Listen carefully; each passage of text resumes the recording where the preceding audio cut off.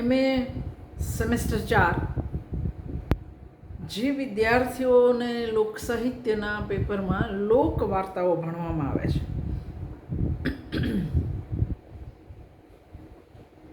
સૌરાષ્ટ્રની રસધાર ભાગ 3માંથી તમારે 10 વાર્તા ભણવાની છે.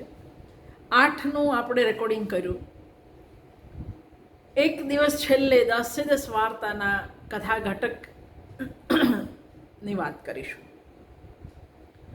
આજની વાર્તાનું નામ છે ભાઈ. એક વાર્તા જોઈએ આપણે ભાઈ બહેન, જેની અંદર ભાઈ બહેનને ઓળખવાની ના પાડે છે, કારણ કે દુષ્કાળની અંદરથી બહેન આવેલી છે એટલા માટે, અને પથ્થર થઈ જાય છે પેલીના રુદનથી.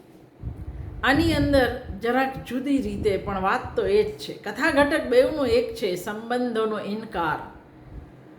બહેન પ્રત્યેની ફરજમાંથી ભાઈનું ભાગી જવું. બેઉની અંદર એક જ કથા ઘટક છે, પણ વાત જુદી રીતે કહેવાય છે. તો ભાઈ, ખાંભા ગામની એ આયરાણી હતી. આયરાણીને માથે બહુ વસમી વેળ આવી પડી. આયર મરી ગયો, દેશમાં દુકાળ પડ્યો, રાબ વિના છોકરા રેડિયા રમણ કરવા માંડ્યા. દુખિયારી બાઈના મનમાં પોતાના ભાઈની એક જ ઓથ રહી હતી.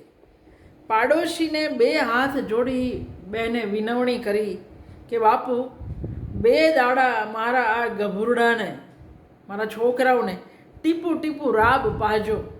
હું મારા ભાઈને ઘેર આંટો મારી આવું, કંઈક મદદ મળે તો લઈ આવું. કહેવાનો અર્થ તો એ છે. મિતિયાળા ગામમાં એનો સગ્ગો ભાઈ રે. ખાંભેથી હોંશે હોંશે બેન મિતિયાળે ગઈ. ઘરના બારણામાં જ ભાઈને ઊભેલો ભાળ્યો, પણ ભાઈને કળજગે ઘેરી લીધેલો. આ લેણિયાત ક્યાંથી આવી એવું બબડતો આયર ઘરમાં પેસી ગયો. પાછલી છીંડીએ થઈ અને પલાયન કરી ગયો. બેને આગેથી ભાઈને ભાગતો ભાળ્યો એટલે બેનના પગ ભારે થઈ ગયા. તોય દુઃખની મારી બહેન પિયરની ઓસરી તો ચડી. ભોજાઈએ પણ મોઢામાંથી આવો એટલુંય ન કહ્યું. નેવા ઝાલીને નણંદ તો ઊભી રહી. એણે ભાભીને કહ્યું, ભાભી, મારો ભાઈ ક્યાં? તમારા ભાઈ તો કાલના ગામત્રે ગયા છે. ધરતી માર્ગ આપે તો હમાઈ જવાનું બહેનને મન થયું. એણે નિહાળો નાખ્યો, પાછી વળી ગઈ. ભાભી કે રોટલા ખાવા તો રોકાવ. ભાભી હસીને જો સોમલ દીધું હોત ને, સોમલ એટલે ઝેર, હસીને જો સોમલ દીધું હોત ને તો ઈ પી જાત. તું જે ખોટું બોલી ને કે ભાઈ ગામત્રે ગયો, એટલું કહીને બહેન તો મૂંગી મૂંગી હાલી નીકળી. પણ એની આંખમાં શ્રાવણ ભાદરવો વહેતો થયો. બોર બોર જેવડા આંસુડા પાડતી બેન તો હાલી જાય છે. ઝાંપા બહાર હરિજનવાસ, માથે લીમડાની ઘટા ઝળુંબી રહી છે, અને છીંક આવે એવા ચોખ્ખા ફૂલ ઓરડાની લીપેલી ઓસરીએ જબ્બર ડીલવાળો જોગીડો બેઠો બેઠો હોકો પીવે. ગદવાડો નથી, ચોખ્ખું ઘર, અને દિલ પણ કેવું, હૈયું પણ કેવું જબ્બર. જોગડો આ બાઈને નાની હતી ત્યારથી ઓળખતો. તમે ચમારને બોલે વાર્તા જોઈ છે કે ગામની દીકરી એ બેન કહેવાય, અને એનું મામેરું ખોટી થવું જોઈએ નહીં. બેનને જોતા હરખમાં આવી જઈ જોગડો રસ્તામાં આડો ફેર્યો. કાં બાપ, આમ રોતી કાં જા? જોગડા ભાઈ, મારે માથે દુઃખના ડુંગરા ઉગ્યા, પણ દુઃખ મને રોવરાવતું નથી. હું દુઃખની મારી રોવ એવી નથી, પણ મારો માનો જણ્યો ભાઈ મને દેખીને મોઢું સંતાડે, મને ઈ વાતે રોવું આવે છે. અરે ગાંડી, એમાં હું રોવા બેઠી? આ હું તારો ભાઈ બેઠો છું ને, ઉઠ, હાલ મારી હારે. જોગડો એ બાઈને જીભની બેન માનીને ઘરે લઈ ગયો. એક કળશી જુવાર લઈને ગાડું ભર્યું, રોકડી ખર્ચી આપી અને પોતાના દીકરાને કહે કે બેટા ફૂઈને ખાંભે મૂકી આવ અને આ દાણા ફૂઈને ઘરે ઉતારી મેલજે. ફૂઈ ફોઈ ગાડું જોડીને છોકરો તો ફૂઈની હારે હાલ્યો. વિધવા આયરાણી પોતાના મનમાં આ સંસારના સાચ જૂઠ પર વિચાર કરતી બેઠી. એ દિવસથી જાણે એને પોતાનો ખોવાઈ ગયેલો માજાયો ના મળ્યો. અંતરમાંથી સંસારના બધાય ઝેર ઉતરી ગયા. જે ગુસ્સો આવેલો એ પૂરો થઈ ગયો. બેન ગઈ પછી જોગડાની બાયડી આવીને બોલી કે ભગત, મને લાગે છે કે તારે ને મારે છેટું પડી જશે. પણ ક્યાં? જુઓ ભગત, છોકરો જો ખરેખર તમારા લોહીનો હશે તો ગાડું ને બળદ એની ફૂઈને આપીને આવશે, અને જો મારી જાતમાં કાંઈ ખોટ હશે તો છોકરો ગાડું ને બળદ ભેગા લાવશે.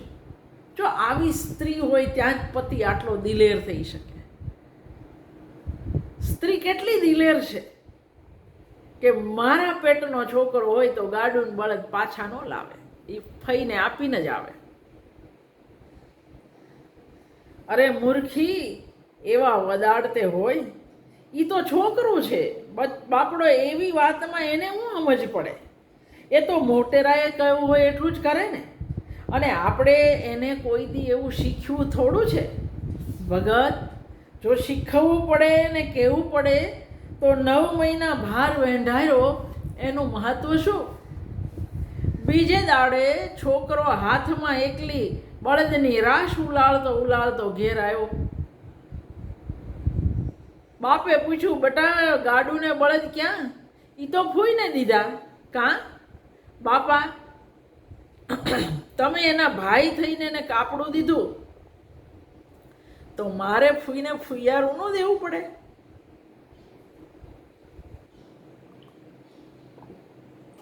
માં બોલી, રંગ છે બેટા, હવે તું ભગતનો દીકરો સાચો. આમ તો વાર્તા અહીંયા પૂરી થાય છે, પણ મેઘાણી ભાઈએ કંઈ બીજું પણ એની ભેગું ભેળવ્યું છે, એટલે આપણે આખું કરીએ. જે હાથથી જોગડે દાન દીધા એ જ હાથમાં એકવાર એણે તરવાર રમાડી. ઈ દીએ મિતિયાળામાં એભલવાળાની ગાદી હતી. દુશ્મનોની ફોજે એક દિવસ મિતિયાળું ઘેર્યું અને જોગડો રણ ખેલવા ચડ્યો. મરવાની આગલી રાતે એની બાયડીએ કાલાવાલા કર્યા. સારસ સાજી રાત, વલખે વલખે વાલમ જયું, રહો ને આજુ રાત, જોડ વછોડોમાં જોગડા. હે જોગડા, તું તો સારસ પંખીની જેમ આખી રાત પોતાના નરને નદીને સામે કાંઠે સાદ કરતી ઝૂરી ઝૂરીને રાત કાઢે, એટલે કે ચક્રવાકી. એમ મારી ગતિ કાં કર, આજની રાત તો રે, આપણી જોડી કાં તોડ. પણ જોગડાને તો હવની મોખરે મરવું હતું, એ કેમ રોકાય? ધીંગાણું કરીને સૌથી પહેલું એણે પોતાનું લોહી પોતાની જન્મ ભૂમિકાને ઝાંપે છાંટ્યું. ખાંભામાં જોગડાની જીભની માનેલી આયરબેન ખોરડાના કરા ઉપર નિસરણી માંડીને ગાર કરતી હતી. ન્યા કોઈએ ખબર દીધા કે તારો ધર્મનો માનેલો ભાઈ જોગડો ધીંગાણામાં કામ આવી ગયો એટલે મરી પરવાર્યો. સાંભળીને બાઈએ નિસરણીની ટોચથી પોતાના શરીરનો ઘા કર્યો. ધપ દેતીકને હેઠી પડી, મોઢું ઢાંકી માથું ઢાંકીને માંડી મરશિયા ગાવા. માનવીની પશુની છાતી ભેદાય એવા મરશિયા એના મીઠા ગળામાંથી ગળી ગળીને નીકળવા માંડ્યા.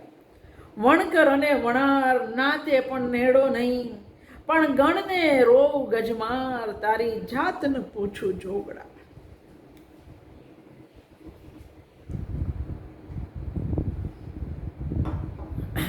હે ભાઈ જોગડા, તું લુગડા વણવાનું કામ કરનારો વણકર હતો અને હું તો વણાર શાખની આયરાણી.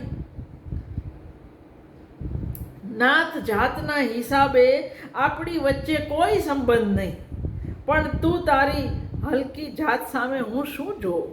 હું તો તારી ખાનદાનીને રડું છું. હે હાથીઓના હણનારા જોદ્ધા, ગણને રોગ જ માર, તારી જાત ન પૂછું જોગડા. આયરાણી મરશિયા ગાતી જાય અને રાતે પાણીએ રોતી જાય. એના વિલાપના સૂર સાંભળી સાંભળી માણસો ખાતા ખાતા બેઠા થઈ ગયા. જોગડો બધાને ભાઈ જેવો લાગ્યો. આયરાણીએ જોગડાના ધીંગાણાની કલ્પના કરી. રાપીનો રાખણહાર, કલબા લેવે ત્રણ કિયા, વીજળી તણો વિચાર, તે કી જાણ્યો જોગડા. હે વીરા જોગડા, તું તો રાપી લઈને મરેલા ઢોરના ચામડા ચીરવામાં કુશળ. એને બદલે તે તલવાર લઈ શત્રુઓને ચીરી નાખ્યા. તને તલવાર વાપરવાની યુક્તિ આપોઆપ ક્યાંથી આવડી મારા વીર? વિલાપ આગળ વધ્યો. નવી કલ્પનાઓ હૈયામાં જાણે કે હરી જાગ્યો. આગે છેલ્લી ઉઠતો, પહેલી ઉઠ્યો પાંત, ભૂપામાં પડી ભ્રાંત, તે જમણ અભડાયું જોગડા. હે જોગડા ભાઈ, તું તો હરિજન વણકર. જમણમાં તારે હંમેશા સૌથી છેલ્લી પંગતમાં બેહવાનો વારો આવે, પણ આ યુદ્ધરૂપી જમણમાં તું તો પહેલી પંગતમાં બેસી ગયો, સૌથી પહેલો મર્યો. તે તો બીજા ભૂપતિઓનું ભોજન અભડાયું, એટલે કે રાજાઓની કીર્તિને પણ ઝાંખી પાડી મારા વીર. આગળ કટક ઓરતો, કોલું આગ કરે, એ ભલ કાં ઓરે, જાંગી ભાંગ્યો જોગડા. હે ભલવાળા દરબાર, તારા સૈન્ય રૂપી ચીચોડામાં તું અત્યાર સુધી શત્રુઓ રૂપી શેરડીના સાંઠા ઓરતો હતો, પણ તું હવે શી રીતે ચીચોડામાં શેરડી ઓરીશ? કેમ કે એ ચીચોડાની જાંગ રૂપી જે જોગડો હતો એ તો હવે ભાંગી ગયો. હવે તારો ચીચોડો ફરશે કેમ ન? શંકરને જડ્યું નહીં માથું ખળા માય, તલતલ અપસરતાય જે યુદ્ધ માચે જોગડા. શંકરની ઘણી ઈચ્છા હતી કે તારા જેવા વીરનું માથું લઈ પોતાની રૂંઢ માળા ગળામાં જે પહેરી છે એની અંદર પરોવવું, પણ એને એ માથું યુદ્ધ ક્ષેત્રમાં હાથમાં ન આવ્યું. કેમ કે એને વરવા તો સ્વર્ગ લોકની કેટલી બધી અપસરાઓ ઉતરી આવી. એ બિચારીઓને એના શરીરનો તલતલ જેવડો ટુકડો વહેંચી લેવો પડ્યો. મૂંઘા માલ મળે, સૂંઘા સાટવી એ નહીં, ખૂંદ્યા કોણ ખમે, જાત બનાના જોગડા. હે ભાઈ જોગડા, ડાયા હોઈએ તો જ્યાં સુધી મોંઘી ચીજ આપણાથી લઈ શકાય ત્યાં સુધી સોંઘી ન લઈએ, કારણ કે જાતવંત વસ્તુ હોય તે જ આપણો ભાર ખમી જાણે. તકલાદી હોય એ આપણી ભીંસ કેવી રીતે ખમી શકે? એ જ રીતે તારે ને મારે થયું. મારો સગો ભાઈ ભલે સોંઘો એટલે કે સુલભ હતો, પણ એ ખાનદાન નહોતો, એ મારો ભાર વેંઢારી ન શક્યો. અને તું તો પરનાતીલો હતો, વણકર હતો, છતાંય જાતવંત હોવાથી એ મને બરાબર ટાણે મદદ કરી. આયરાણીએ એના વીરને સંભાળી સંભાળી આંખોના આંસુ અને હૈયાના મરશિયા ઠાલવે જ રાખ્યા. એની આંખના પોપચા ફૂલી ગયા, એનું જગત ઉજ્જડ થઈ ગયું. ગામ આખાને આ બાઈએ મરશિયાના બોલે રોવડાવ્યા. તો આ ભાઈ